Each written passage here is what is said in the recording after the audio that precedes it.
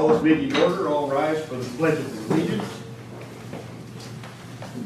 Pledge allegiance to the flag of the United States of America, and to the republic for which it stands, one nation, under God, indivisible, with liberty and justice for all.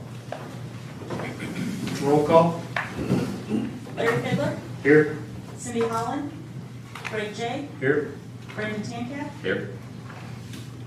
Is there any additions or deletions to the agenda? I would like to change number 7. It says resolution 2022-7, and that actually ended up being an ordinance, and so the ordinance number would be 2022-10. So if we could delete that 2022-7 and change it to ordinance 2022-10.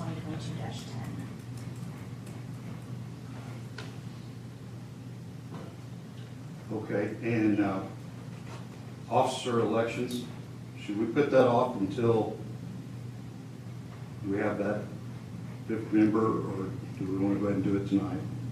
I don't know if Jason needs a president signature for some of the grants that we're applying for. It's only 1 week though, so I don't know if that 1 week would matter. I don't know. Is Bo going to appoint somebody within the next week? I mean, we don't, he's got 30 days, so it could be 30 days before. But you could do the new president next Tuesday. Hopefully, A full council. four. You could do it, and really you could do it today unless Cindy doesn't want to do it, or whatever. You have the votes, everybody votes together to do it today.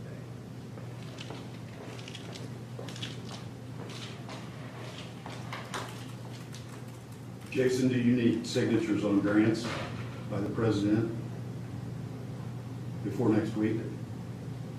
They're debating whether or not to appoint a president tonight or wait till next week. I would say probably no. Not by next week. Thoughts? I asked Cindy the last meeting about this, and she said it's not needed for a president for signature purposes. Specifically, since we're talking about grants, I remember her saying that. I say we, And are you in need of president signatures for anything else in the next week? I don't think so next week. And you can always write acting president or vice president. I just put VP up there. Yeah. say we table it. So I say, Okay. wait till Tuesday.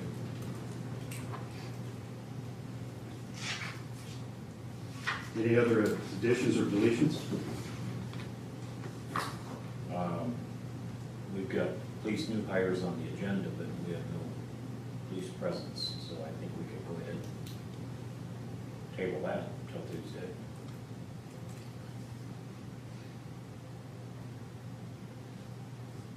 Okay.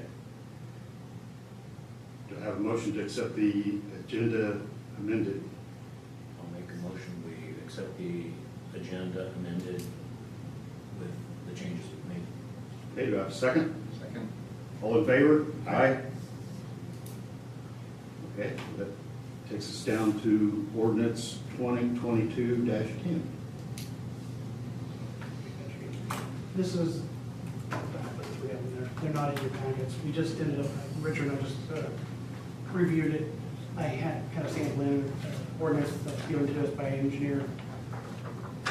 This is the street next to McDonald's, or private drive next to McDonald's.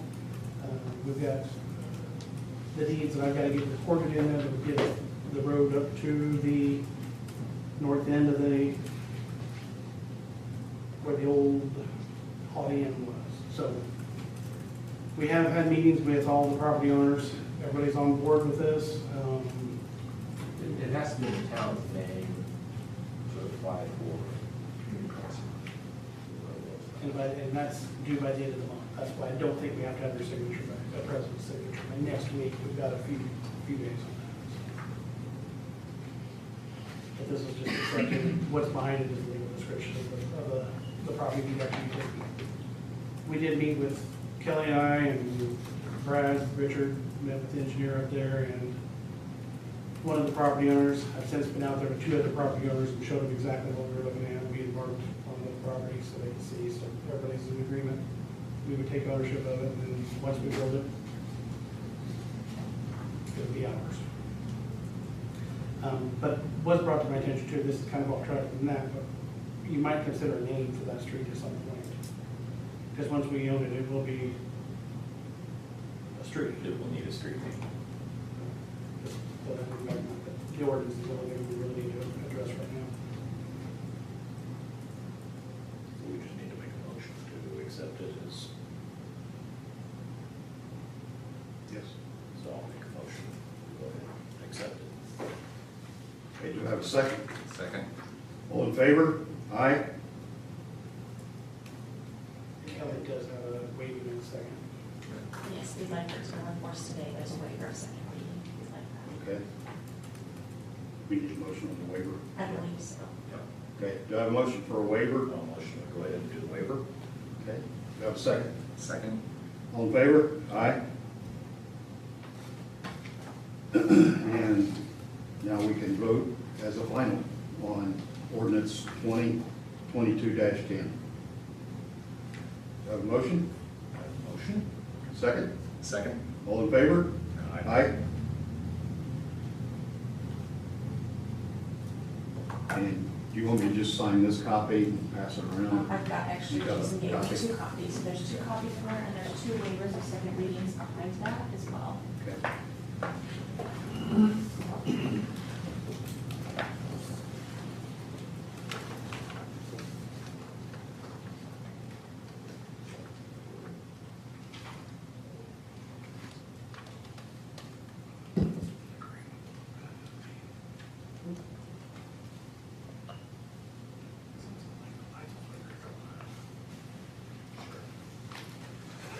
Okay. Jason, okay. Well, I'm wondering, What was that, yesterday morning? well, these are all new, it's all new lighting, just as of today, or yesterday, today. It just looked like a flicker, maybe I'm crazy. Did you see it? I didn't see, I do have a question on that ordinance, engineer meaning HWC, so. Yes. Sorry, Councilman.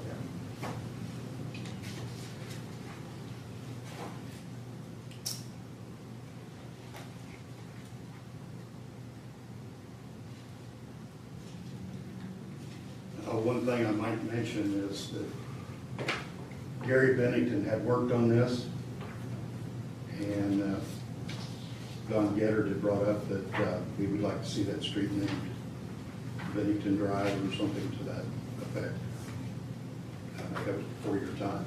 No, I remember that discussion. Yeah. Yeah, maybe too. And I don't have a problem with that. I mean, we're not going to name it tonight, are we? So we have to have ownership of it first. Right. But I Definitely. just wanted to throw that out there for, especially you. You weren't here at that time. Yeah, I was here. You were here? Yeah. Okay. He was the new guy. Okay, yeah. You may not have wanted me to be, but I was. Okay, old business. Insurance. Oh, boy. You guys love this. Jason, you want my loss control guy to come in and look at those lights? So you want that. Are you seeing? I know how much you like those loss control guys, so. Respect it. Are you seeing a flicker? I was looking down, I didn't notice it, but. It's okay, Jason.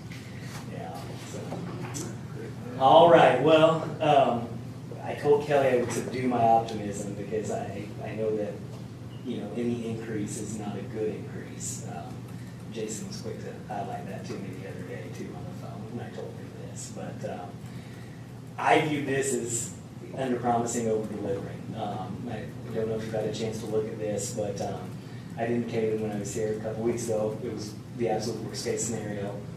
I thought it was the right thing to do, to disclose that to y'all, that's where I was as of that day. I hated to come down here and do that because I didn't want to cause more concern than what there needed to be, but at the end of the day, that's where we were. So I felt it was the right thing to do.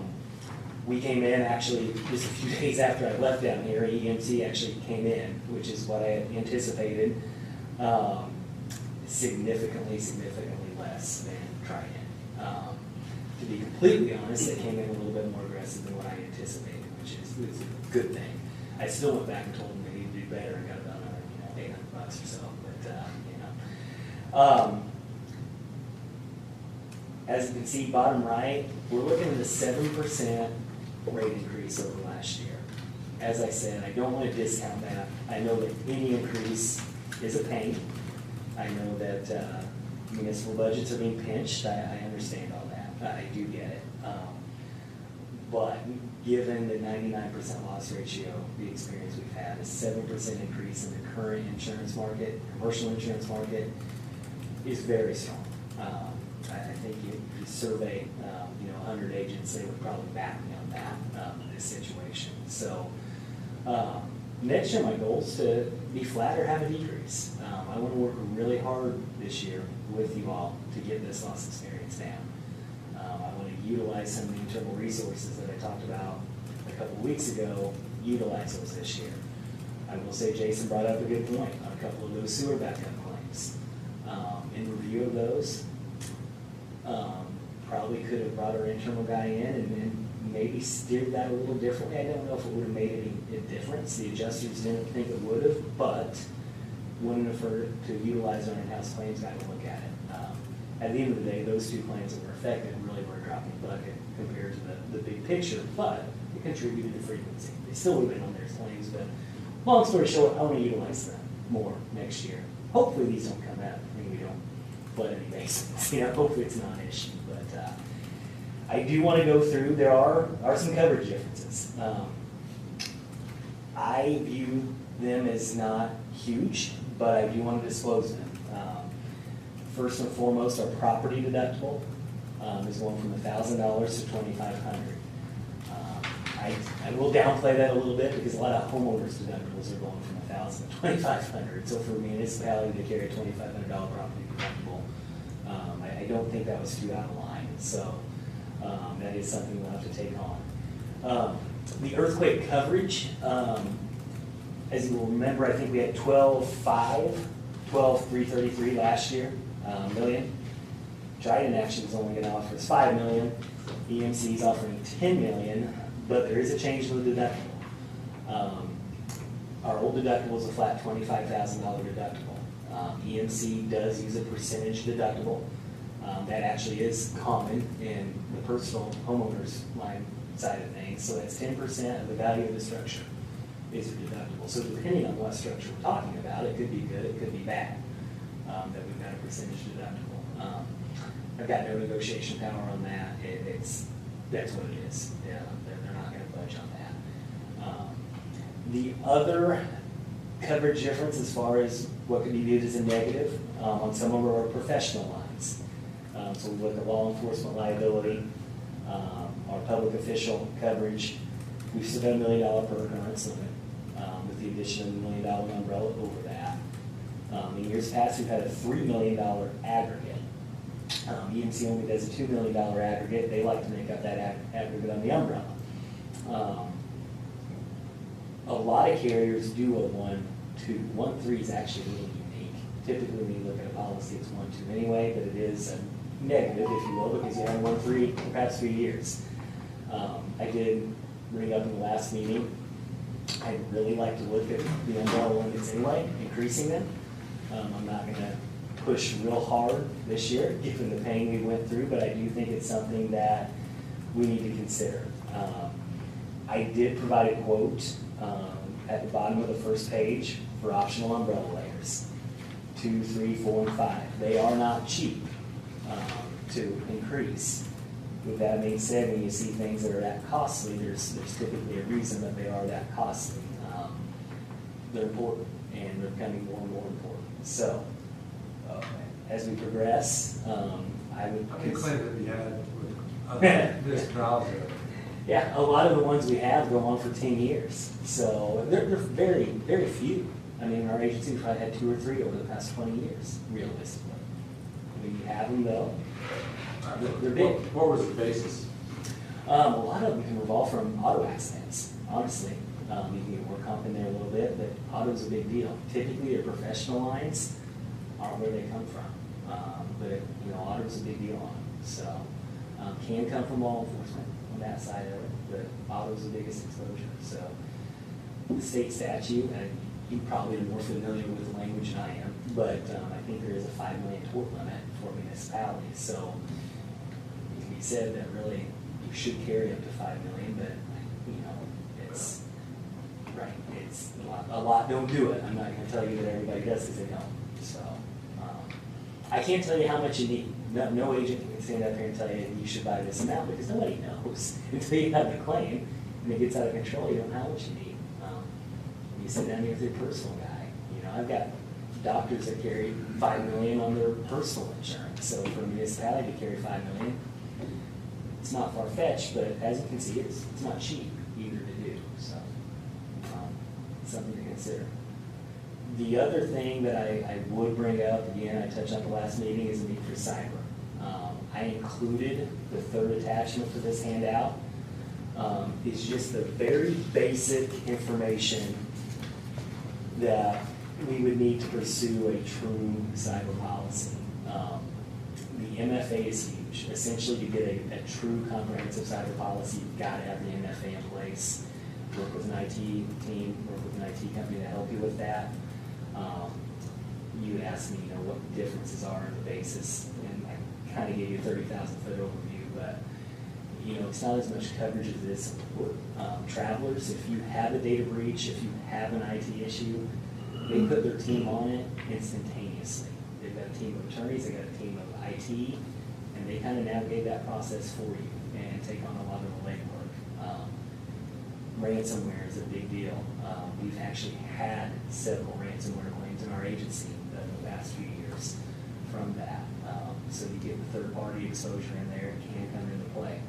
Cyber in itself has increased at around a rate of 40% in premium over the past 5 years. Again, that tells you that it's because it's happening a lot. So I would not even want to ballpark you a premium until we had all this in place.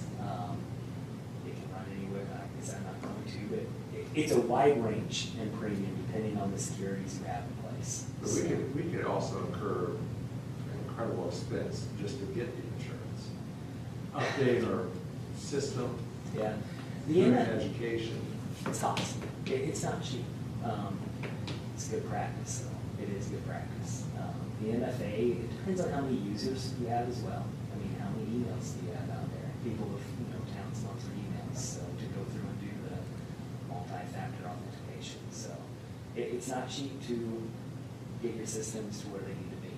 You're absolutely right. So I think that is something that should be maybe a long-term goal, I mean, to work towards. I don't think it's something you're gonna do in the next 30 days. But again, I wanna bring it up because it is becoming more and more of an issue. I think it'd be good to have what our carrier would anticipate us being, what we would be required to do to even get the insurance, just to see if it's what we're gonna need to do and the costs associated with that. So to give you an idea, this is essentially the application. So if you look at 1 through 4 on that Travelers app, 1's on the very, 1 and 2 are on the bottom, then those top 4.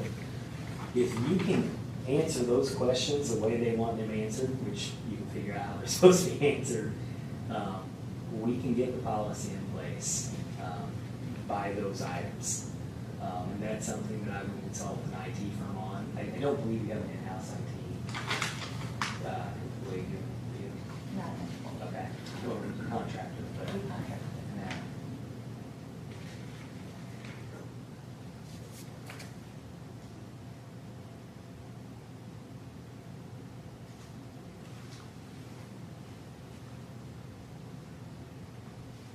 So, yeah, that's the basic application of questions that will need to be able to answer appropriately to really move forward. Now, Travelers isn't the only option, but they do the vast majority of the business in the Midwest on this, so we have to start with their apps. That's who I would like to place you with, so.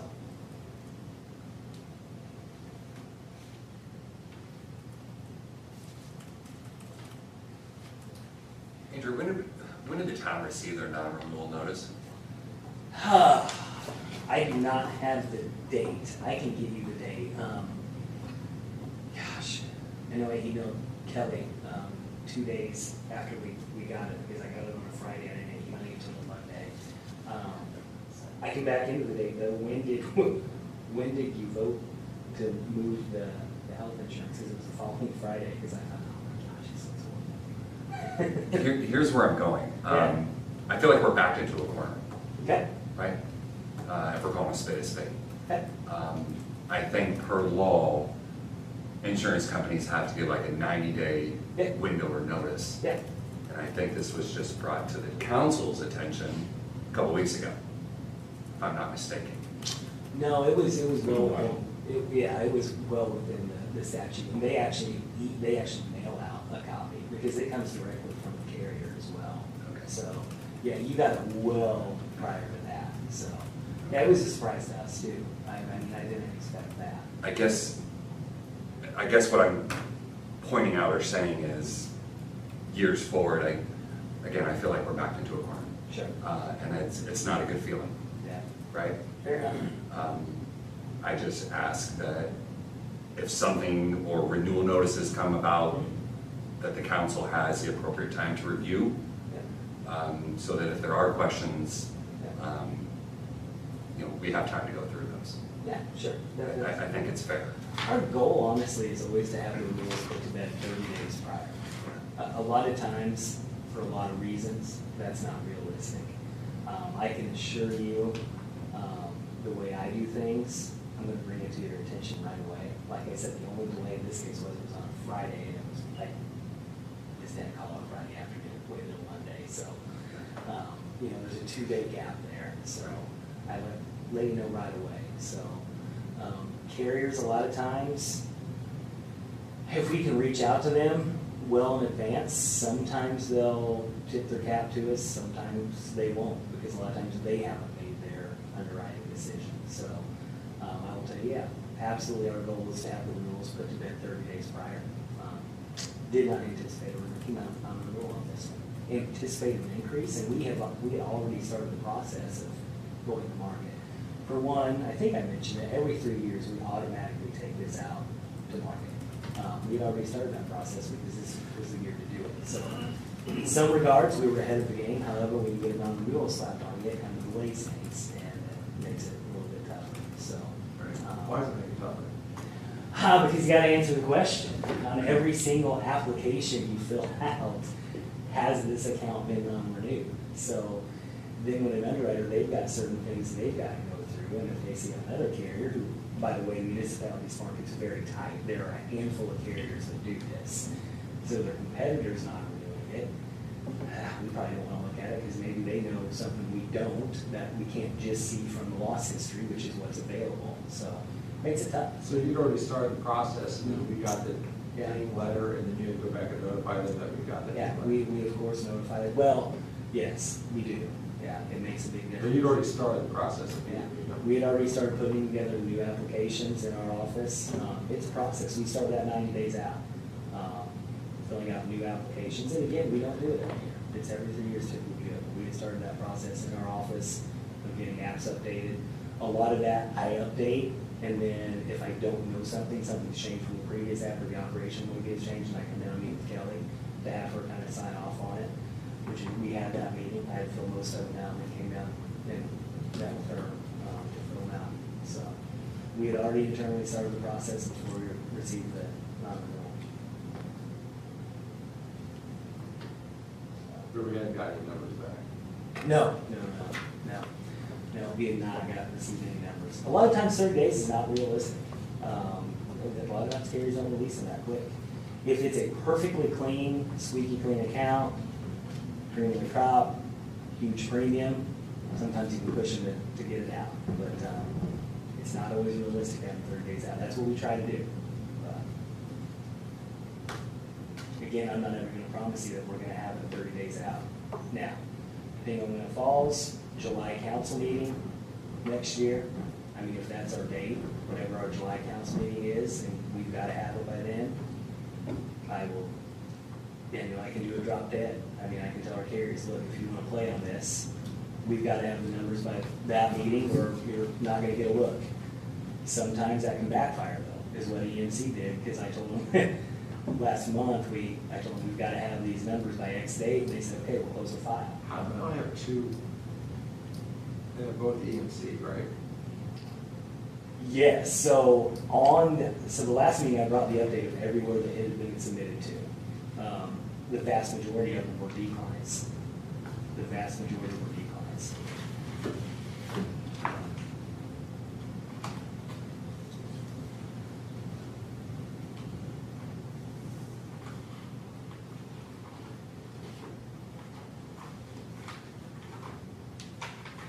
I think from the July meeting last time we was here was probably the last page of what I handed out, was everywhere that had been submitted. And I can assure you that every municipal player in the state received a submission on this. There's nobody that writes municipalities that we do not have a direct contract with.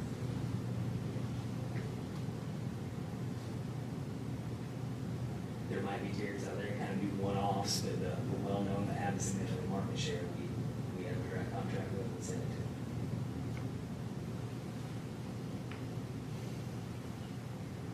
Some of the carriers that we sent it to from Monoline, Chubb, Auto Owners was gonna look at doing the auto, Monoline, didn't get it to us by the date. Don't think that probably was a realistic best option for you, even had they, but, Did Chubb never give a number? we did not get a number.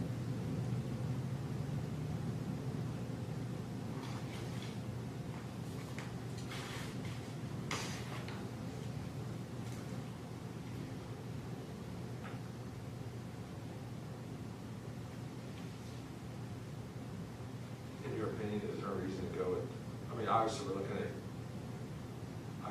IPP or Bidco. Yeah. Is there any reason not to go with the cheapest of the two? Longevity with iPad, you've been with them. I'm not big on moving. With that being said, the council's typically been pretty cost conscious. Bitco actually does have some advantages in the way they classify the reserve officers. There's and volunteers. They actually don't rate them as hard the way they do it. IPEP does. We carve those We out. get dinged because we have so many officers. We have a separate policy, it's a 1-1 renewal for the accident policy for your officers too. That's a separate, no, it's not a ding, I mean, work counts based on total payroll, but not really a ding for it, by having too many. EMC and IPEP are kind of a similar organization, they operate under the same ownership, so, is that an advantage? Maybe, you're not getting any direct multi-policy discount from that. IPEP is a trust, so there's always some risk when you go with the trust as well. I mean, the well runs dry and you're not backed up by, the state, so that's a very healthy trust. We have a lot of business with IPEP, they do a pretty good job. We've never had an issue, but, no, we've got a lot with Bitco, and I think it's, significant difference, not a ton, but.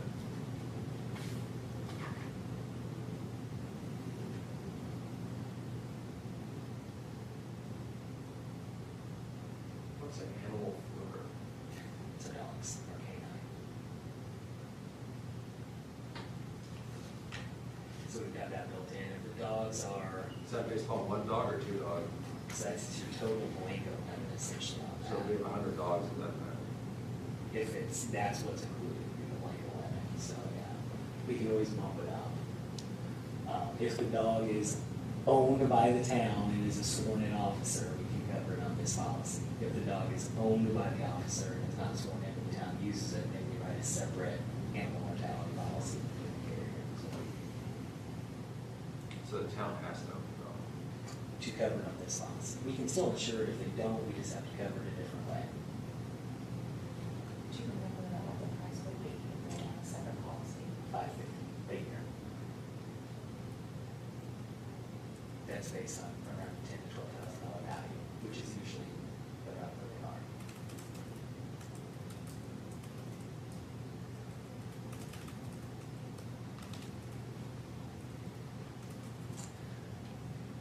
I will say, I do not like doing anything last minute any more than you all.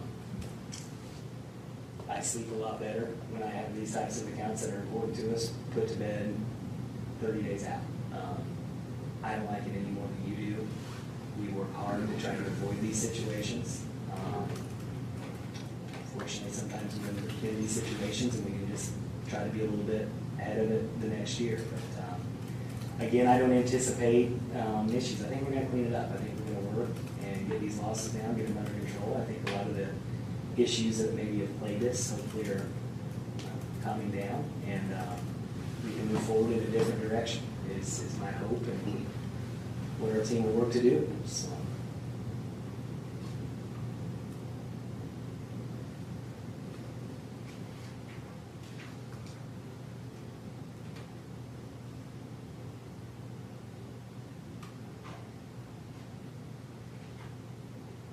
Any more discussion?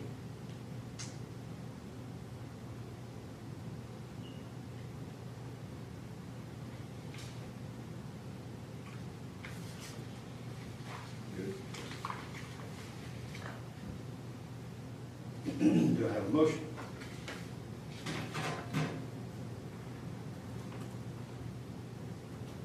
You're recommending the bid co. I have no reason not to recommend it. It is the least expensive option. I have no service issues, no coverage issues. That's why you would not. I want to present them both. But yeah, I don't see any reason not to go with Bitco. And as I said, there's more advantages. So yes, I guess I will give you that answer. So a motion to go with EFC bid co. Do I have a second? Second. All in favor? Aye. Thank you. All right, thank you. Park Board appointment? Do we have one? At the last meeting, so I had John Or was it John Berry? John Barry's already on the mark. He's already on it? Okay. So you're saying Bailey? That's, Thank you. I thought you told me that you had an appointment for this meeting. I thought it was John Bailey. Remember. Does John know it's John? Would you like to wait till next week? Yes. Table that.